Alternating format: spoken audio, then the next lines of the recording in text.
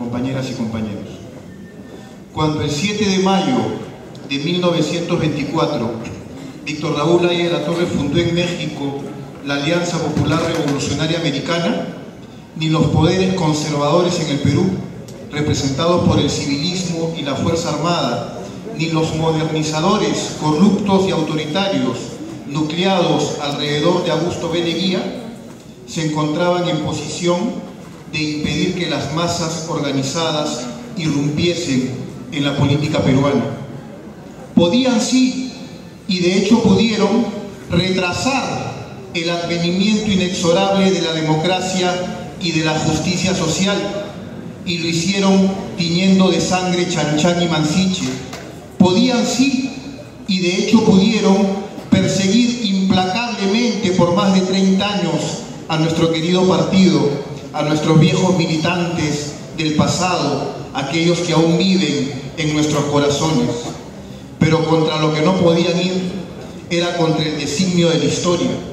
Contra lo que no podían ir era contra la impronta del siglo XX.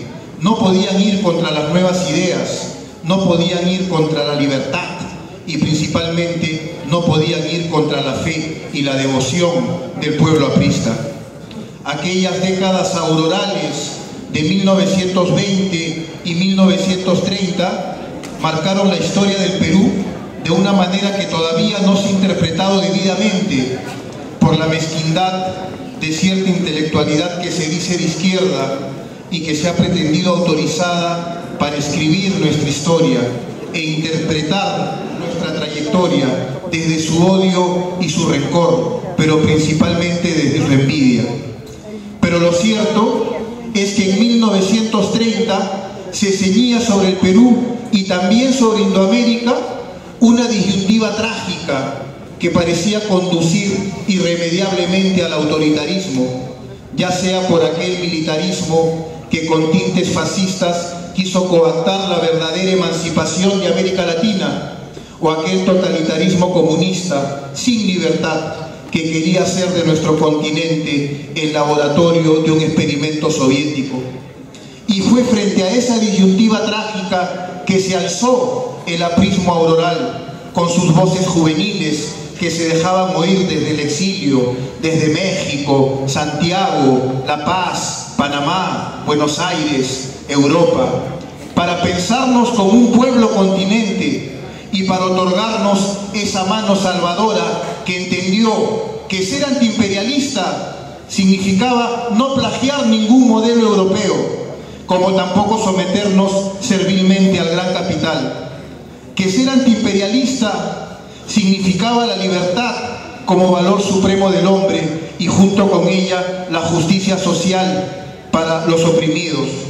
Pero esa sola consigna, esa sola voluntad de justicia social en democracia eran inaceptables para los poderes constituidos que traían consigo la inercia autoritaria de los tiempos coloniales y de ese siglo XIX en el cual la democracia era una cuestión de un grupo de amigos. Y por ello la persecución leguísta, tan modernizador, dicen que fue Leguía que encarnó la primera dictadura moderna de la historia del Perú. Para 1930, tras la caída de Leguía, se alinearon de una parte las masas de trabajadores, de campesinos y de intelectuales, las que se sumaron a las filas de nuestro partido y con ellos se alejaban de la tentación autoritaria del comunismo criollo. Pero del otro lado cerraban filas las fuerzas conservadoras y se incubaba la alianza oligárquico-militar, esa misma alianza que hizo del ejército el perro guardián de la oligarquía y que postergó la democratización del país, al menos hasta bien entrada la segunda mitad del siglo XX. Ambos bandos, el APRA y la Alianza Oligárquico-Militar, se enfrentaron en las elecciones de 1931, en las que en circunstancias que hasta hoy llaman a la controversia, el teniente coronel Luis Sánchez Cerro se impuso a nuestro jefe Víctor Raúl. Ojalá y las cosas hubiesen concluido allí, pero lejos estaba el civilismo de conformarse con la discutible derrota electoral del APRA. Ojalá y se hubiesen contentado con ganar las elecciones, pero la Alianza Conservadora no estaba ni preparada ni dispuesta a realizar la alternancia democrática. Y es entonces que comenzó aquel periodo que el maestro Luis Alberto Sánchez llama de la gran provocación. Nos recuerda nuestro maestro de las letras que 2 días antes de la toma de posesión de Sánchez Cerro, un pelotón de la Guardia Civil asaltó la aldea Paiján y, sobre pretexto de sofocar un conato revolucionario, avalió a los indefensos labradores con un saldo de 14 muertos. 3 días después, el mismo destacamento llegaba a Chócope, donde destrozaron el local del PAP, violaron mujeres y flagelaron a los hombres. Esa política se radicalizó con la toma de mando del nuevo gabinete presidido por Germán Arenas.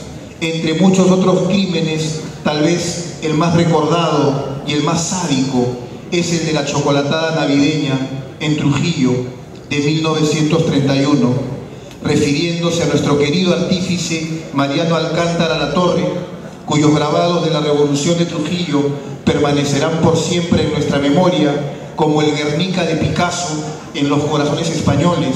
Eduardo González Viaña nos dice: el local del APRA en Trujillo estaba situado en la cuadra 5 de la calle Independencia, a unos pasos de la Plaza de Armas.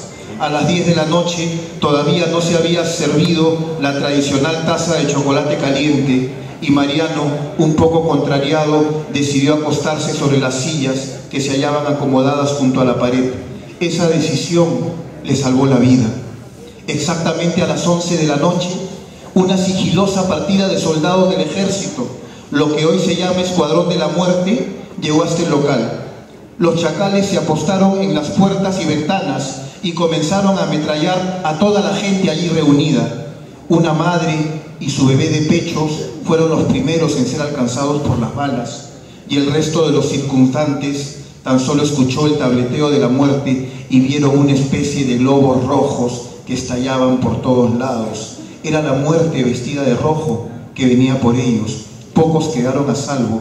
Ninguno de ellos llegó a saber de dónde venía la muerte ni por qué. Muy a mi pesar, no puedo entrar en más detalles, todos de la mayor importancia, pero esquivos en el tiempo del que disponemos. Sin embargo, es pertinente señalar que días después de aquella masacre, el gobierno promulgó la ley de emergencia. Esas leyes tan horrendas que dejan sin efecto las libertades públicas e individuales y le otorgan al Estado la potestad de atropellar a la población, supuestamente en aras del orden público. Luego fueron apresados y deportados los compañeros de la célula parlamentaria aprista, la que fue capturada luego de la grotesca intervención del recinto parlamentario. Finalmente, en la madrugada del 6 de mayo, le tocó el turno al jefe Víctor Raúl, Herr Johann, nombre con el que se hacía pasar en su escondite en Cansa de los Plenge, en Miraflores. «Soy Aya de la Torre», le dijo sin temor a su persecutor cuando le preguntó por su identidad. Todos estos acontecimientos le hicieron comprender al pueblo aprista que la dictadura de Sánchez Cerro no iba a detenerse hasta acabar con nuestra indeleble utopía, y por ello arreciaron los intentos de levantamiento, como fue el caso de los cruceros de la Marina, Grau y Bolognesi, que abandonaron su fondeadero en el Callao exigiendo la liberación de Víctor Raúl. En aquella dura coyuntura, cuando la alta dirigencia del partido se encontraba deportada, encarcelada o clandestina, muchos apristas creyeron con razón que lo que estaba en juego era la vida misma del jefe del aprismo y la supervivencia de su movimiento. Hoy el tiempo me impide discutir la dimensión estratégica de la Revolución de Trujillo. Creo además que al conmemorar sus 80 años es menester honrar a sus mártires, a los que cayeron y a los que sobrevivieron no solo en Trujillo, sino en sus localidades circundantes, en las serranías de la Libertí Cajamarca y posteriormente en Huaraz y el Callejón de Huaylas.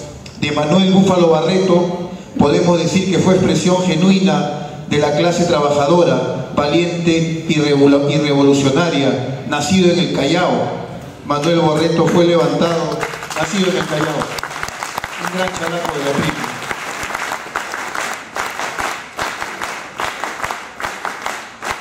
Manuel Barreto fue llevado a los 14 años a la casa de la familia Idiáquez en Trujillo, donde se desempeñó como lustrador de zapatos, mesero de restaurante y chofer. Ya para 1931 era un activo dirigente del APRA que en la clandestinidad organizó a los Tigres de Laredo, un grupo de combatientes proveniente de la hacienda del mismo nombre. Manuel Barreto lideró el asalto al cuartel O'Donovan, al mando de sus Tigres de Laredo y de un grupo de soldados licenciados del ejército. El Búfalo no dudó en lanzarse valerosamente contra las rejas del cuartel que se encontraban cerradas, y fue allí donde encontró la muerte heroica por la causa del pueblo, por sus caros ideales apristas. Cerca suyo se encontraba Alfredo Tello Salavarría, maestro de escuela de apenas 24 años de edad, quien lideraba un centenar de estudiantes, trabajadores portuarios y a la guardia dorada de Víctor Raúl, impotente de no poder proteger a su jefe porque se encontraba tras las rejas, y que arrojaba a la revolución la esperanza de liberarlo y así salvarle la vida. Tras la muerte de Barreto, fue Alfredo Tello quien lideró el victorioso asalto al cuartel y condujo a la montonera victoriosa hasta la Plaza de Armas, donde ultimó la rendición de la prefectura. A Alfredo Tello lo encontramos en todos los momentos de la revolución y es a través de él que podemos recorrer sus más emotivos y dramáticos pasajes. No puedo dejar de mencionar al prefecto aprista de Trujillo, Agustín Aya de la Torre, Cucho, quien en sus actos y palabras supo poner en alto los valores del aprismo. Y son estos mismos hechos y estas mismas palabras las que nos hacen comprender que la dirección revolucionaria jamás dio la orden de ejecutar a los militares capturados en el cuartel O'Donovan, ejecución sumarísima que no podemos dejar de lamentar. Ya en ejercicio de la prefectura, Cucho Aya de la Torre habló del valor y también de la cordura y de la serenidad. Confiaba en que el gobierno, que había cometido tantos desaciertos, comprendiese la necesidad de un cambio radical y pusiera fin a la persecución. Dijo que en el APRA no estaba escrita la palabra venganza y que la revolución no tenía por objeto cambiar hombres, sino eliminar los métodos de abusos y de violencia. Acerca de la revolución de Otusco, nos dice Cucho Aya que para estos pueblos el corto periodo en que dominaron los apristas significó un paréntesis de tranquilidad a los largos días de terrible zozobra que la tiranía les hizo vivir. Las gentes viejas de la sierra, que tenían presente el recuerdo amargo de la criolla montonera, se manifestaban admirados ante el comportamiento tan distinto de estos revolucionarios. Muchos héroes más me falta mencionar, compañeros, como a Víctor Calderón, Remigio Esquivel, Delfín Montoya, María Luisa Obregón, la Laredina. Creo que todos son héroes, creo que todos son mártires y que por ello las palmas del martirio le corresponden a ese héroe anónimo que es el pueblo alzado en armas contra la opresión y en defensa de la alta e irrenunciable utopía de la libertad. En 1933 pudo volver el jefe Víctor Raúl a su tierra desgarrada y ante un auditorio emocionado exclamó: con palabras no puedo, con palabras no puedo. Por eso hoy, 80 años después, no voy a detenerme a contemplar, cual ave de rapiña, a aquel cierzo maldito de la muerte, aquella súbita esquizofrenia de la parca que se abalanzó inclemente contra un pueblo cuyos hijos fueron conducidos por miles en camionadas a ser ejecutados a la fortaleza de Chanchán, ante la consternación de sus dioses y el llanto de sus madres, en fusilamientos sumarísimos que solo se detenían cuando el piso no dejaba más lugar para los cuerpos agonizantes, para entonces buscar otro lugar y continuar las ejecuciones y luego otro lugar y así sucesivamente. A 80 años de producirse nuestra gloriosa revolución de 1932, su significado adquiere un brillo especialmente luminoso, porque si de una parte ya parece haberse instalado en el Perú la era de la democracia, por la otra no hemos alcanzado aún los tiempos de la justicia social, aunque en algo nos hayamos acercado a ello. Es por eso que el aprista hoy debe comprender que la revolución de Trujillo no ha concluido todavía, porque en el Perú la justicia social no es aún una realidad para todos. Por ello mismo debemos mantener nuestros puestos de batalla y nuestra capacidad de entristecernos e indignarnos cada vez que un soldado dispara contra su pueblo, por la razón que fuere. Somos, compañeros, el Partido del Pueblo, porque hacemos nuestro el sufrimiento popular y acudimos en la defensa de los más necesitados.